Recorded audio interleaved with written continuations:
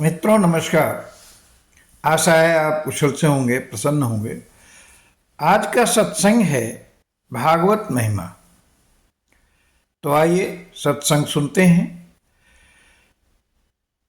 जम ब्रह्मा वरुणेन्द्र रुद्र मरुत स्तुन्वन्ति दिव्यैस्तवै वेदै सांग पद क्रमोपनिषदै गायन्ति यं सामगा ध्यानावस्थित तद्गतेन मनसा पश्यन्ति यं योगिनो यस्यान्तं न विदुः सुरासुरगणा देवाय तस्मै नमः।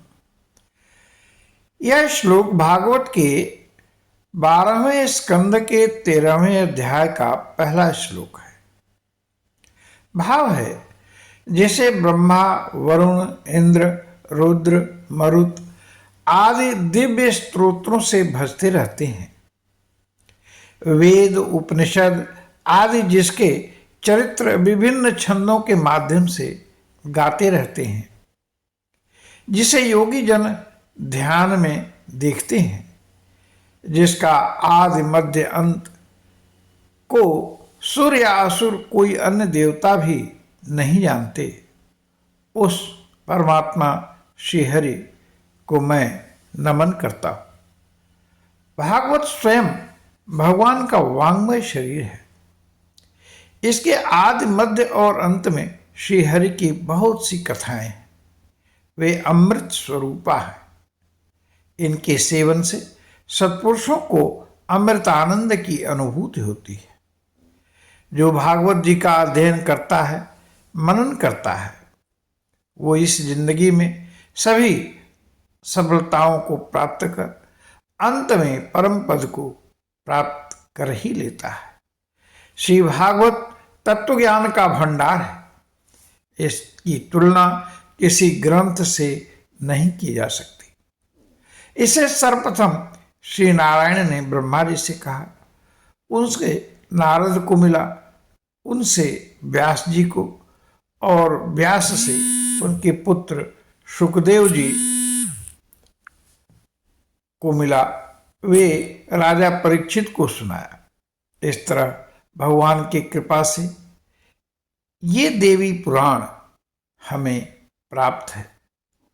भागवत जी का अंतिम श्लोक है, नाम संकीर्तनम यस्य सर्व पाप प्रणाशनम प्रणामो दुःख समन तम नमामि हरिम परम।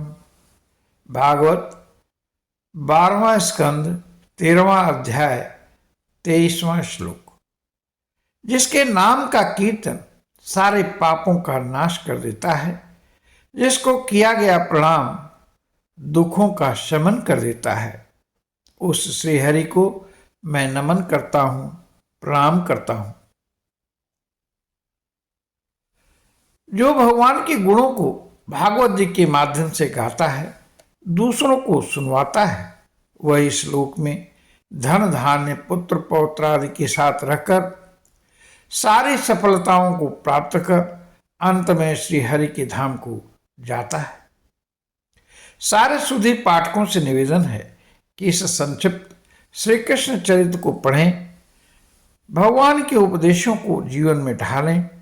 इसमें जो भाषागत त्रुटि रह गई हो, उसमें नीरहंस की भांति छोड़कर हरि कथा सार को ग्रहण कर लें।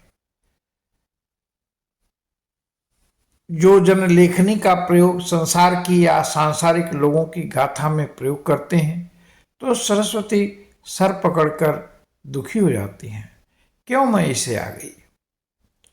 कीन्हे प्राकृत जन गुण गाना, सिर धुन गिरा लागी पछताना। तो वही लेखनी सार्थक है जो हरि के गुणों को लिखे, लोगों तक पहुंचाए। तो आप सभी को संदेश है कि भागवत के माध्यम से श्री हरि को गुणों को सुने, पढ़ें और दूसरों को सुनाएं, दूसरों को प्रेरित करें। यह उपकार सभी उपकारों से बड़ा है। तो आइए भगवान का नाम लेते हैं। हरि ओम तत्सत, हरि ओम तत्सत, हरि ओम तत्सत। आप सभी को बहुत बहुत धन्यवाद, प्रणाम।